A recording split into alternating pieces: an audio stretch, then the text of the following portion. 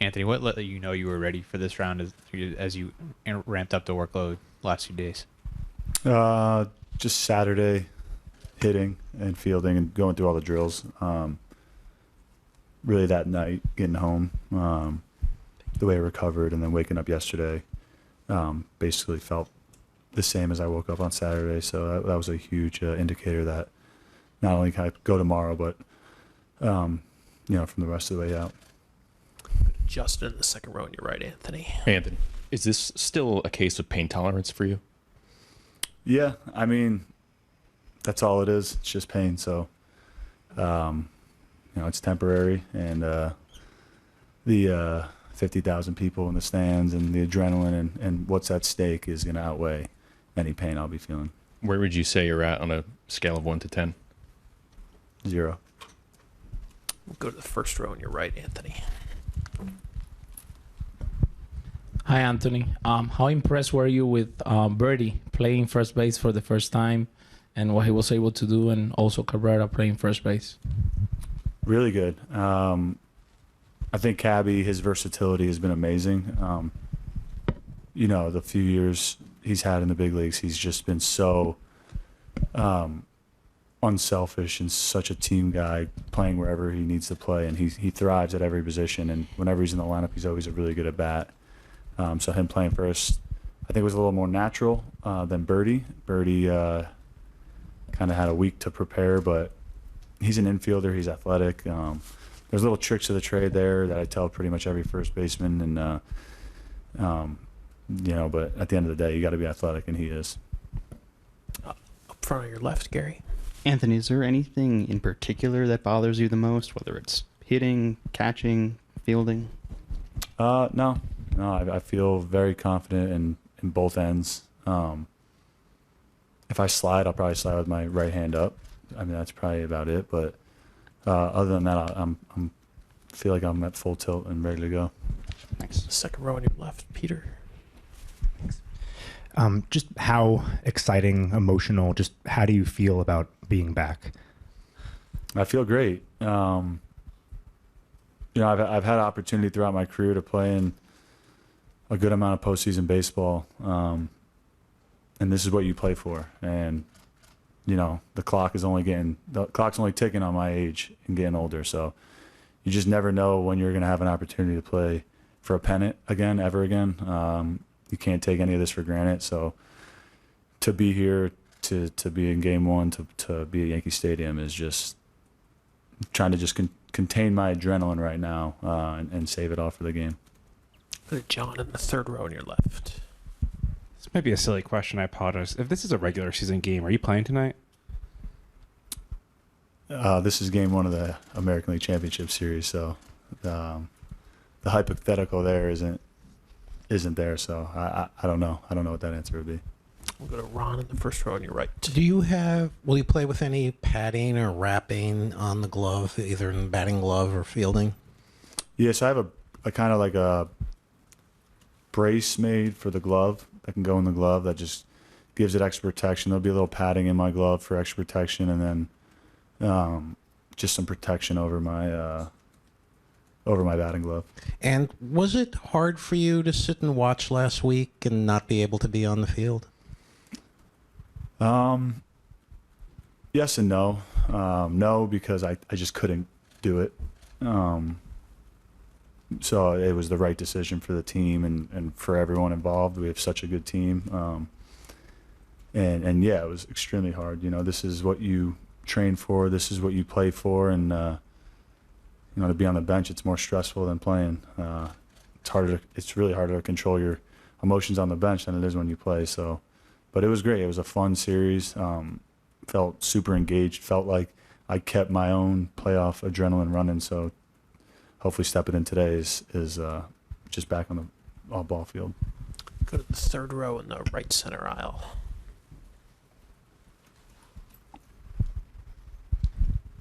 Anthony, just from a big picture series perspective, Cleveland was second in the American League in stolen bases. Obviously, that's a lot on the pitcher and the catcher, but you'll be holding guys on. How important is it in this series to shut down their running game, and anything you can do from first base to do that?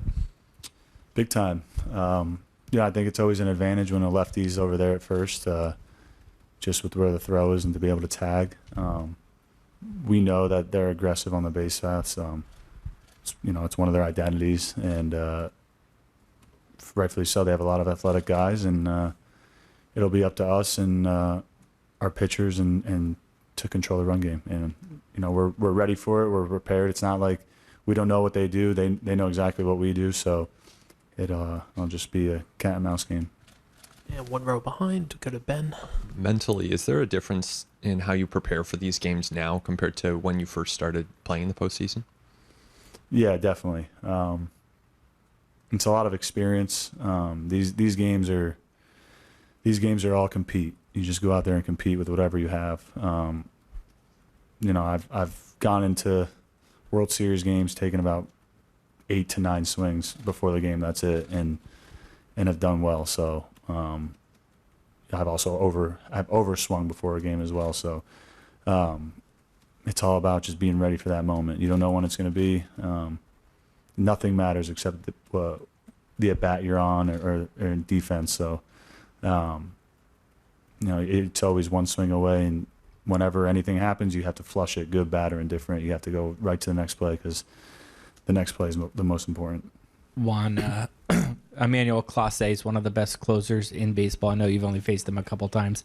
How good is that cutter compared to other ones you faced, and what makes him so good at the end of games? I think I only faced him once or twice in my career. I couldn't tell you how good it is. I mean, definitely you can see what he's been doing throughout the year, that how tough he is and everything, and the movement that the ball have.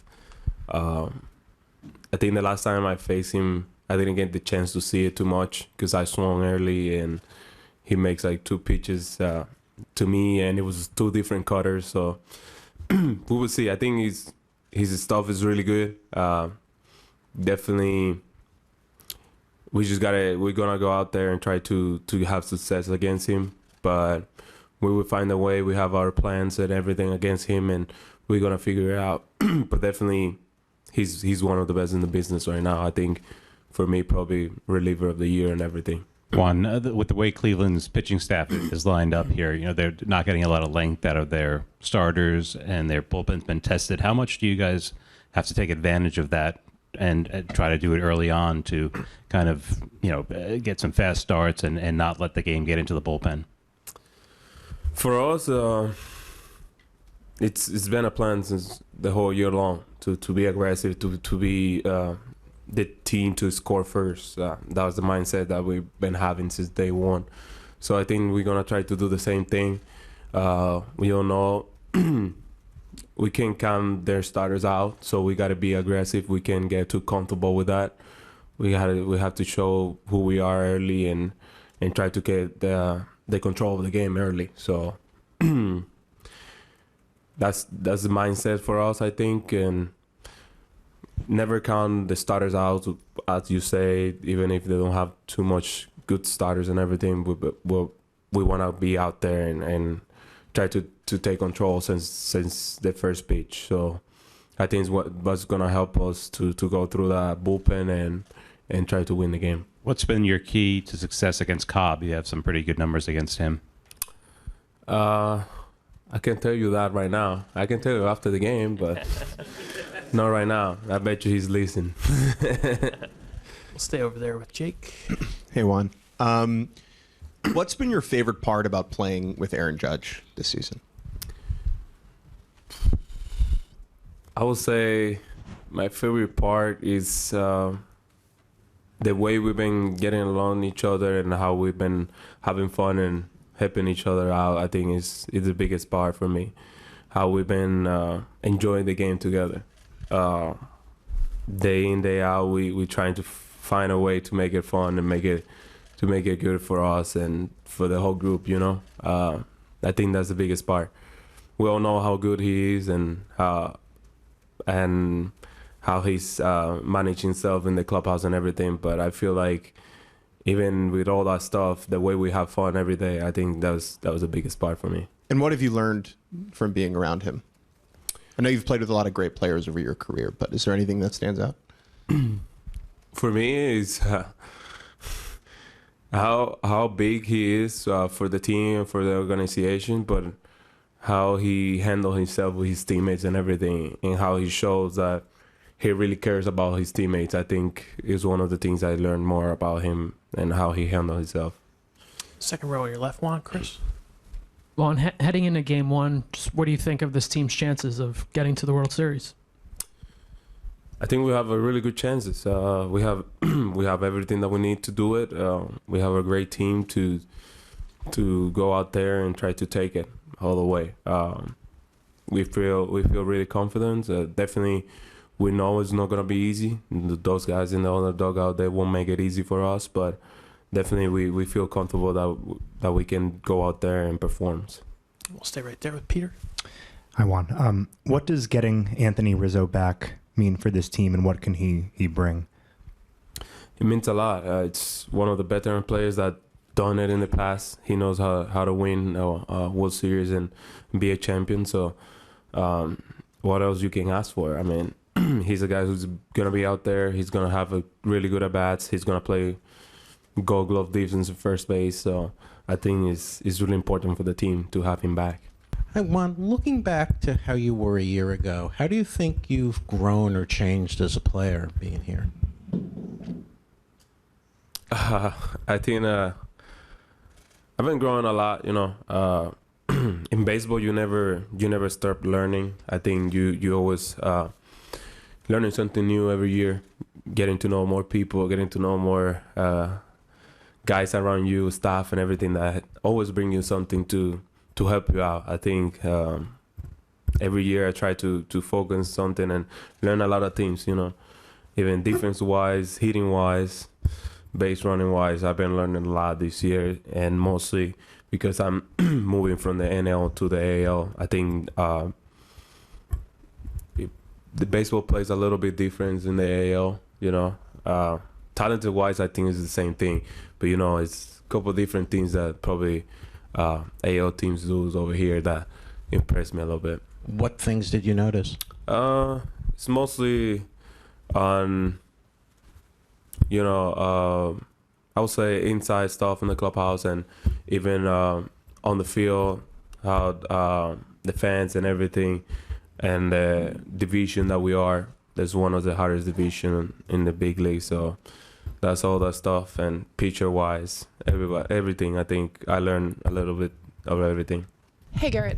Carlos was in here the other day, and he spoke about trying to do a better job of controlling his emotions, having a poker face, and he spoke about you in your final game in Kansas City and how you're so dialed in. It's almost robotic, like when you're going back and forth from the dugout. Do you guys speak at all about that?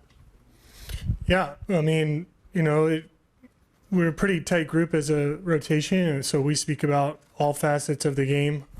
That's a compliment from Carlos. I appreciate that, and I think that's what we're all trying to strive to do is get in the competitive mindset and stay in there as long as we can. Do you offer him any tips as to how he could do a better job controlling those emotions on the mound? No, I'm just an advocate. Other questions for Gerrit? We'll go to Dan standing diagonal from me, Gerrit. Gerrit, what does it mean to have Rizzo back in the lineup and also at first base? Yeah, it's big for us. I mean, to be honest, Cabby and Birdie had a tremendous series for us last time. A lot of credit to them for filling in that role. You know, but Rizzo is, you know, such an accomplished first baseman, a master around the bag, and just a slow heartbeat with a gritty at bat, a lot of contact. So, you know, Tony's a great player, and so we're thrilled to have him back in the lineup. Go to that fifth row in the left center aisle there. Hi, Gerrit. How have you seen Austin Wells grow behind the plate this year from the beginning of when he got called up to now? Yeah, I mean, he's just hungry for more information. He's always staying curious. So, when you're in that type of learning mindset, you can chew up as much experience as you can. He came in with a good footing overall, and he just, like I said, he just tries to improve every single day. So he's grown a lot. We'll go 5 rows back on your right. Nate.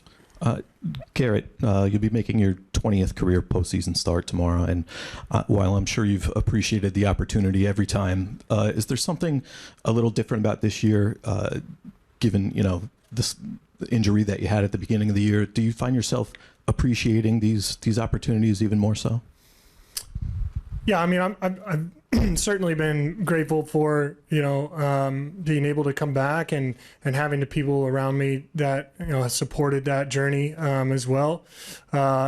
It's not just been the postseason; it's really been every time I've been blessed to take the ball again. So as of recently, most of my focus is mostly on getting prepared. But there are still moments for. There's still moments for gratitude, especially after games, and with teammates and with the people that helped me get to this spot. Against the wall on your right, Gerrit. Jake. Hey, Gerrit. It's going to be low 50s, high 40s tomorrow night. I'm just curious, what are some of the challenges that come along with pitching in colder weather, and how is that experience different than when it's normal weather? Well, I mean, it's cold. Certainly it can affect the feel of your fingers. So and it obviously doesn't take much to cool the body temperature down. After you come off the inning. So it's about keeping blood flow moving. Keeping your fingers as active as you can out there, whether that's gripping the ball or keeping your hand closed or blowing on your hand, whatever that may be. I'm not sure. It might not get that cold, but sneaky got to stay hydrated too. Like you don't realize how much you sweat, even though you're cold. You have long johns on and sleeves, so it's a little different. Yeah. Go to the second row on your left, Gerrit. Peter. Hi, Gerrit. What do you consider to be the strengths of this Cleveland lineup, and just how do you go about navigating them? Yeah, the strengths of this Cleveland lineup are a lot of good hitters, obviously tremendously left-handed, versatile, both sides of starters, key cogs in the lineup.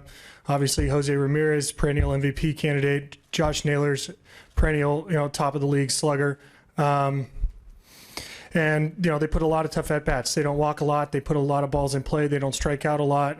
They have high contact quality. And they put a lot of action. The running game's high. They have 3 guys over 35 steals for the year, 35 attempts rather for the year. So it's a lot of action and forces you to play a clean brand of baseball, which, they're trying to impart a lot of pressure on. And we'll go to the third row on your right, Gerrit. Gerrit, this is actually a well-timed follow-up. I was hoping you could expand on their running game and how it is that you guys can shut it down. Yeah, I mean, just the traditional stuff. I mean, you got to make sure you're, you got to make sure you're mixing up your timings. Your leg's not lazy. Their running game is driven by the fact they have, smart base runners, fast base runners. Sandy Alomar Jr. is obviously, an elite first base coach. He's been there forever, studying, every advantage that he can get and teaching these guys, obviously, a lot of his wisdom. We're going to have to be clean transfer behind the plate and I mean, sometimes there's not a whole lot you can do except for try to be as efficient as you can before the steal and try to be as efficient as you can after the steal. So it's certainly one of their strengths. Go to the fourth row on your left, Gerrit. Gabe. Hey, Gerrit. You've pitched in every round of the playoffs from the time you came up to now. How much better have you gotten at kind of regulating both the emotional output and kind of the physical grind of October since 10 years ago?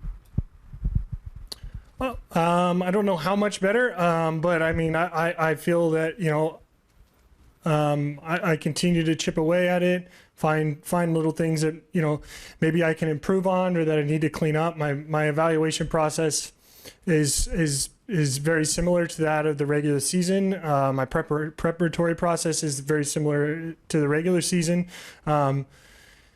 So, things are dialed up a little bit, and intensity and media, and you got to do a press conference before you pitch and whatnot. But I mean, it's like, it's still the same game. So trying to stay as close to what I normally do. And probably the more experience I get, the more certainty I have in that. Against the wall on your right, Gerrit, Brendan. In what ways can an experienced first baseman like Rizzo help aid stopping the running game more so than someone who's a neophyte at the position?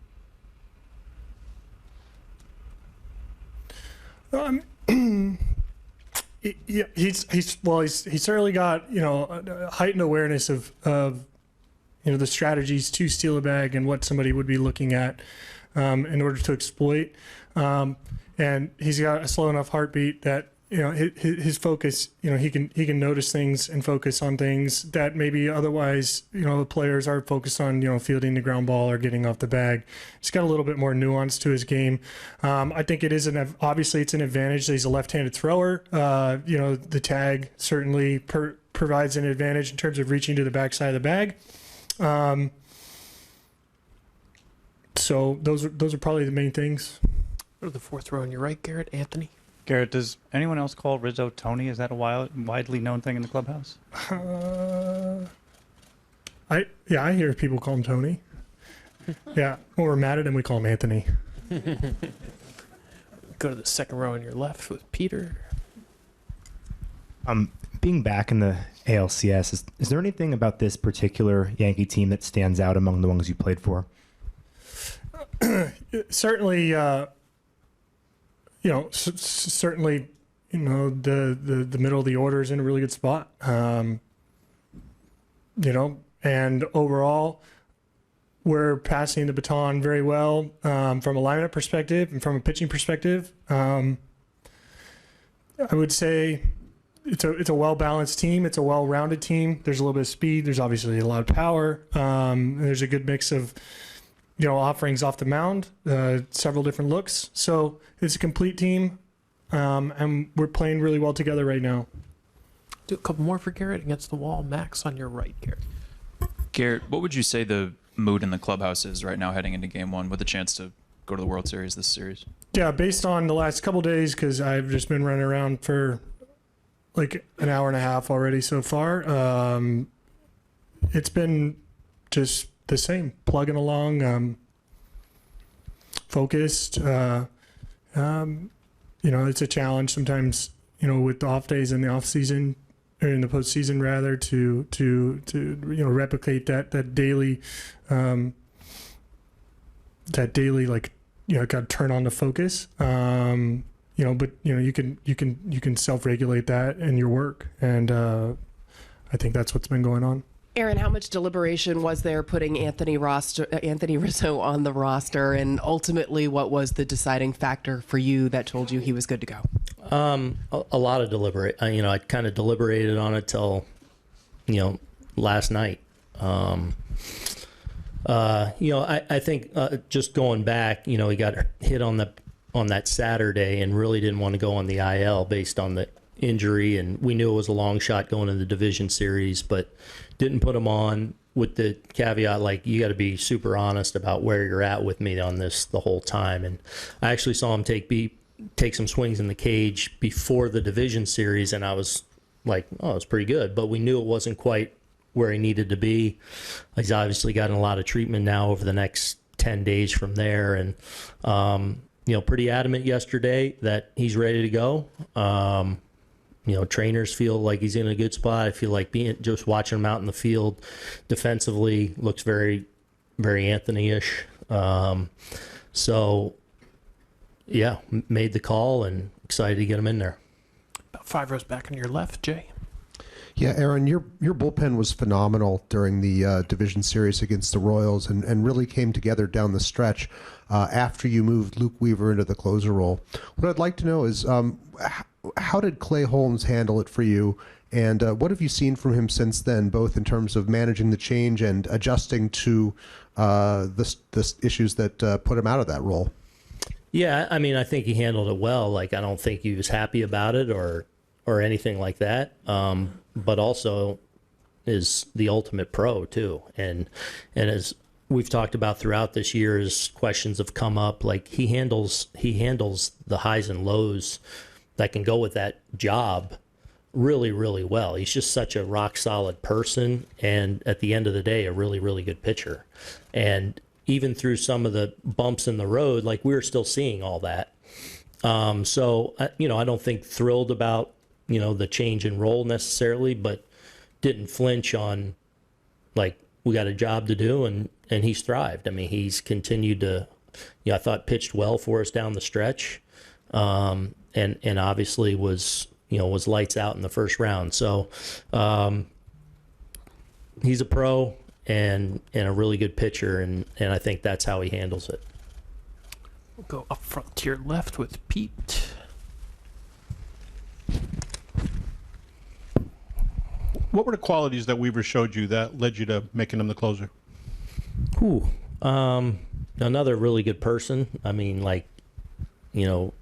just kind of way he leads his life. He's just real responsible, diligent, great worker, easygoing personality, great teammate. But then look at his body of work all year, and it's been outstanding. Really since the end of spring training, his last couple outings in spring training, he really started to look the part and went into I remember going into Houston, that opening series, and he is kind of our long man, maybe a 6 starter at some point. We're not really sure of the role, and really from jump, it's been excellent. We've seen the outstanding 4-seam fastball, cutter, changeup, and then with that, real command. So he's got command, the uptick and stuff that we've seen in him as a reliever, but also I think with some of the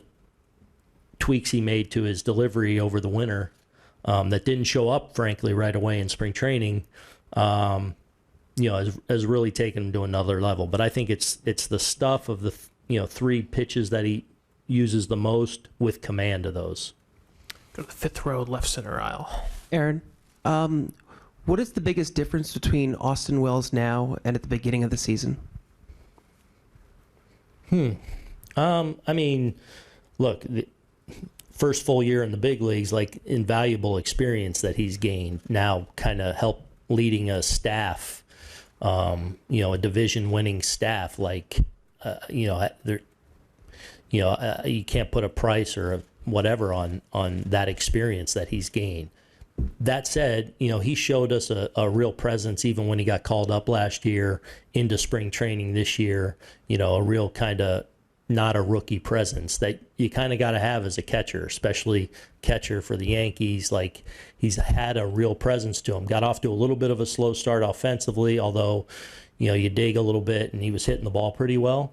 And then, really, I don't know, June or July really started to take off offensively, moved into the middle of the lineup, and has just been a staple for us. And even as he, struggled a little bit offensively down the stretch, you still see that high level at bat in situations. But the catching has been excellent.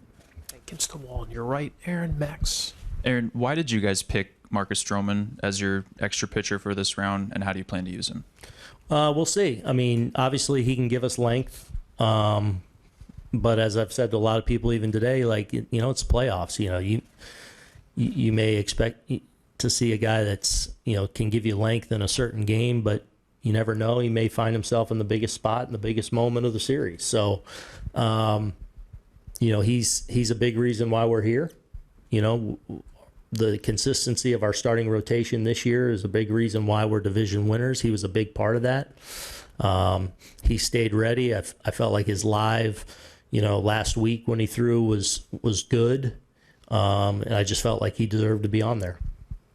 2nd row on your left, Aaron, Peter. Hi, Aaron. How much consideration was given to Nestor Cortez, and just where is he in his progress? I would say a little bit, but not quite there yet. Really excited about how his throwing program's gone since he started. And he threw his first pen yesterday, which went well. I think he felt good today. He'll have another one moderate throwing tomorrow, and then probably another bullpen on Wednesday. If that goes well, could have a live on the weekend. So he's just, if everything continues to go well, he's just still a few days behind being ready for this series probably. But we're definitely encouraged by how it's going so far. We'll go to John, the next row back. With Anthony, in terms of rostering him, was it a sense that he kind of had to be ready to start game one for him to be on the roster, or could you have put him on even if it wasn't necessarily? Yeah, I got asked. I don't know if I looked at it like that. It was more like, do I think he's ready? Are you ready? So I don't know how to answer that really. It's like so much of playoff baseball is about bullpens, and especially you guys are going to see a lot of relievers from Cleveland. How important is it for you to get length from your starters? How much value do you get from length from your starters? Yeah, I mean, look, any time in these games, especially now with less off days than we just experienced, anytime you can get a starter deeper into the game, it's valuable. But you do whatever you got to do to win the day. And different teams, depending on the day, have to do that in different ways, and we'll be prepared to do whatever we need to do. Across the aisle on your right, Aaron. Aaron, I realize it's blasphemy to compare anybody to Mariano Rivera, but Clase says that Mariano Rivera was his role model or whatever in developing his cutter. Mm-hmm. Do you see any similarities there, and just generally what makes him so tough? I mean, I guess the cutter makes some similarities there. I mean, he's obviously done it now for a few years at a really high level. So there's that consistent track record. He throws strikes with really high-end stuff. I mean, when you're throwing 100-mile-an-hour cutters up there and you also have command to go with it, that's going to be a challenge. So, and he showed, some real durability, the ability to take the ball over and over again, add that all up, and it's one of the best closers we've seen over the last several years. Anything else for Aaron? We'll go to Ben on your right, the next row back. You obviously know the Guardians from the regular season, but as a manager ahead of a playoff series, what's your process for kind of preparing for them here in mid-October as opposed to mid-August or earlier in the season? Yeah, I mean, obviously you're paying attention to the other series when you can, so you're watching a little bit. We go through, we have scouts on them, and then we do a whole, scouting kind of unload or dump with our coaching staff and our staff, and everyone has their areas where they prepare, for specific things. So that all kind of has taken place over the last couple of days. Once we know our opponent, then it's like we zero in on, everything from how we're going to pitch guys, how we're positioning, what we expect to see, out of their pen. I guess you're just spending days just kind of preparing as a group, and then specifically the different coaches in their specific areas.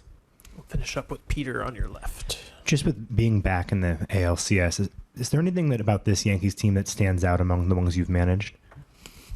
I don't know. I've talked about us being a little whole. 22. We kind of limped down the stretch, even though we played well down the stretch. After going through some struggles in like kind of that July, August, we finished pretty strong, but we lost some key people in that final month, and then played a really tough series with the Guardians and a rain out that pushed us right up to. So we were just kind of beat up and a little bit on fumes going into that 22 series. 19 was just a great series with, a great opponent that, we came up a little bit short. I feel like we're in a really good spot right now.